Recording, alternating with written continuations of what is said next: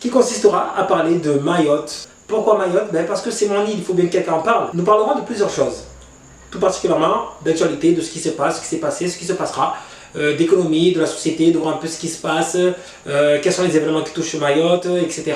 Avant ça, nous allons d'abord vous présenter Mayotte. Donc Mayotte, c'est quoi? Mayotte est une île qui se trouve dans l'océan Indien, sur le canal de Mozambique, et fait partie des îles des Comores. Fait partie des îles de Comores du point de vue géographique, mais pas d'un point de vue administratif. Et depuis 2011, après vote, Mayotte est devenu le 101e département. 101e département, ça veut dire que c'est le dernier département. L'ironie dans l'histoire, c'est que ce n'est pas seulement le dernier département d'un point de vue du classement, mais c'est le dernier département sur tous les points. Économique, social, culturel, tout ce que vous voulez. Mayotte est en berne. Bien d'un point de vue social, rien ne va plus. Il y a des grèves de partout. Certes, c'est le cas aussi dans l'Hexagone. Il y a les gilets jaunes, il y a les cheminots qui se mettent en grève, il y a le port maritime qui se met en grève, il y a l'éducation qui se met en grève. Mayotte ne fait pas exception. Mayotte a été contaminée justement par par ce mouvement viral. Pourquoi? Simplement parce que rien ne va. Oui, EDF est en grève. Enfin EDF, ici on dit EDM, électricité de Mayotte. EDM est en grève, l'éducation nationale est en grève, les lycéens sont en grève. Bientôt, j'ai entendu que la SOGEL se mettra en grève. La SOGEL, c'est ceux qui s'occupent des réseaux d'eau de Mayotte. Ils allaient se mettre aussi en grève. Quel est l'état des lieux de l'économie de Mayotte? Il faut savoir que Mayotte a un PIB de 2,3 milliards d'euros. C'est pas rien. Ouais, mais comparé aussi au PIB de la France qui est de 2,500 billions d'euros. Rien à voir, c'est dérisoire. Oui, Mayotte a un PIB assez dérisoire. Le PIB par habitant n'est pas, lui non plus, pas très encourageant, qui est de seulement 9300 et quelques. Il faut savoir que 84% de la population vit en dessous du seuil de pauvreté à Mayotte. Donc la pauvreté est en pleine expansion, est en pleine progression, augmentation, tout ce que vous voulez qui est en hausse.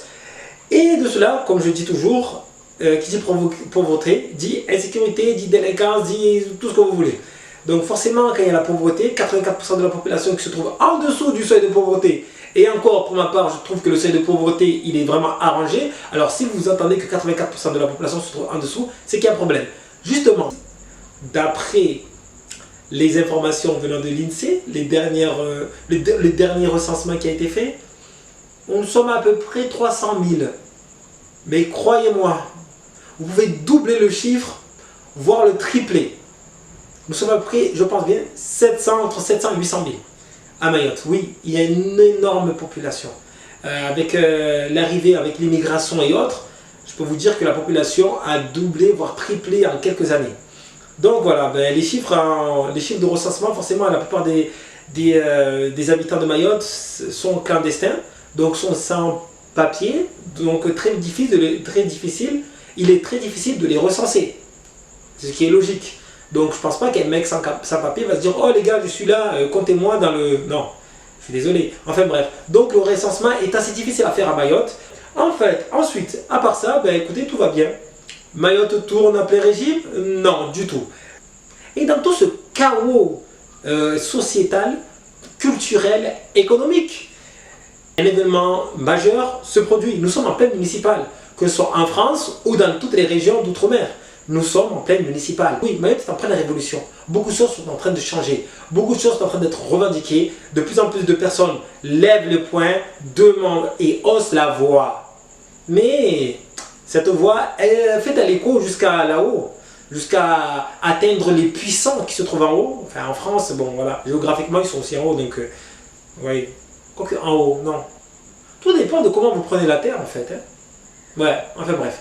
Donc, les municipales, intéressez-vous un peu aux municipales. À Mayotte, je m'intéresserai ici seulement à ma ville. Je pense qu'il y a assez à faire et surtout beaucoup à dire. Dans ma ville qui est l'Abattoir, se trouve en petite aire, l'état de notre ville témoigne justement de l'état de Mayotte. Je peux vous dire, il y a vraiment une grande corrélation entre les deux.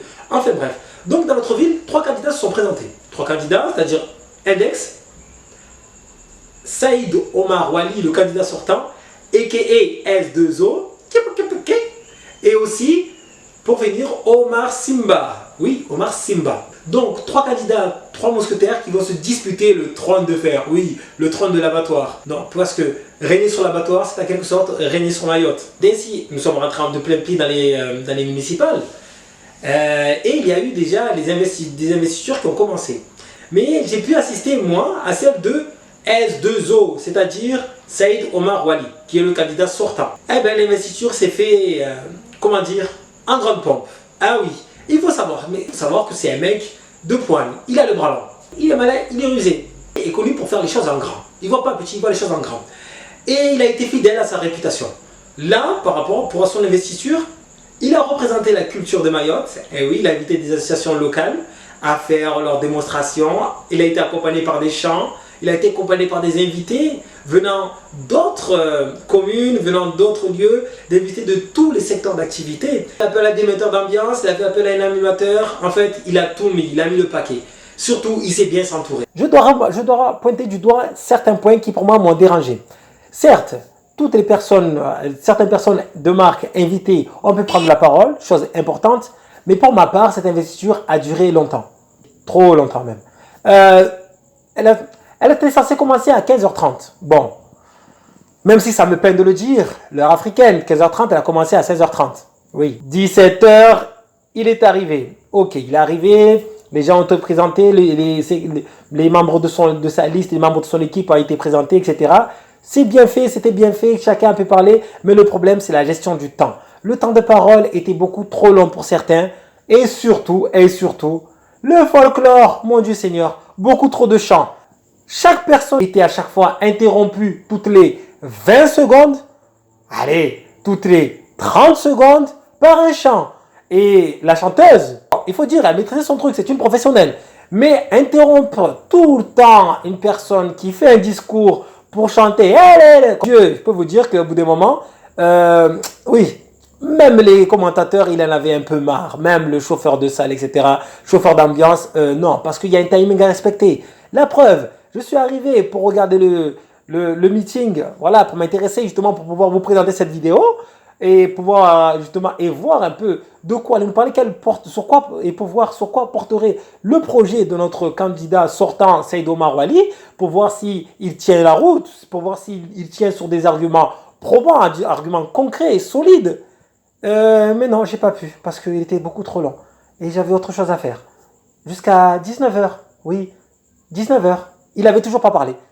Des personnes ont intervenu, ont parlé, ses amis, oui. Des maires venant de Déméni et autres, comme vous pouvez le voir. La personne principale à qui on s'attendait, c'était vraiment lui. C'était le candidat sortant. Donc c'était lui. Je pense qu'au bout d'un moment, c'était à lui de parler. Il parlait après, les autres peuvent venir après. La chanteuse pouvait chanter jusqu'au lendemain, peu importe, il n'y a pas de souci. Mais vraiment lui, parce que les gens s'impatientaient. Et beaucoup de personnes, à la fin, elles sont parties avant même de l'avoir entendu. Pourquoi? Parce que de 16h30 à 19h, ça fait beaucoup quand même. Et là, le candidat n'était même pas prêt à parler quand je suis parti. Donc pour vous dire, après, je ne sais pas. Enfin bref. Mais en tout cas, c'était une bonne investiture, c'était bien animé, organisé. Les gens étaient pimpants, je peux dire honnêtement, j'ai bien apprécié ça. D'ailleurs, moi j'étais en short, claquette, etc. Je me sentais un peu, comment dire, un peu comme un poisson dans une mare, tu vois. J'étais pas à ma place. Tu vois ce que je veux dire? Et les gens étaient pimpants. Sapologie était là. Les costards 3 pièces, 4 pièces, 5 pièces, des salouvas, oh, je kiffe. Il y a une chose que j'aime ici à Mayotte, c'est vraiment notre tenue traditionnelle. Concernant les femmes, parce que les mecs, on n'a pas de tenue traditionnelle. Ils portent en général des kanzous, enfin des camis, des vêtements religieux. Mais les femmes, on a ce qu'on appelle le number one. Et les femmes, elles le portent tellement bien, avec tellement d'élégance, tellement de style. Comme vous pouvez voir la chanteuse en bleu, blanc, rouge, j'ai kiffé cette coupe. Moi, c'est ça ce que je veux, de la créativité, de la nouveauté, surprends-moi. Enfin bref. Bien sûr, je vous invite à tous ceux qui sont de l'abattoir d'aller voir Omar Simba pour voir ce que ça donne. Il faut être présent et voir ce qu'il propose, de quoi il parle. Est-ce que son équipe tient la route? Est-ce que son équipe, c'est une équipe qui va amener quelque chose? Tout ça, c'est important. Ce sont des choses importantes car, comme je dis toujours, l'autodétermination, c'est la seule chose qui fera briller Mayotte. L'autodétermination. N'attendons pas d'être nourris par telle ou telle personne, par l'Hexagone, par Macron, par Sémis ou je ne sais qui. Ce n'est pas le préfet qui va arriver, qui va changer les choses. Non, ce sont nous. Donc, allons prendre des bonnes décisions. Allons voir les candidats. Soutenons les candidats qui, pour nous paraissent vraiment les plus aptes à mener le pays dans les hauteurs. Le pays. Et le pays, ça commence d'abord par les communes. Donc voilà, ce sera tout pour moi. Je pense que c'est déjà assez. Allez, je vous dis à la prochaine vidéo, qui sera beaucoup plus courte, parce que là, c'était la première, donc il fallait que je fasse ça. Allez, ici les ghettos, à les studios. Peace.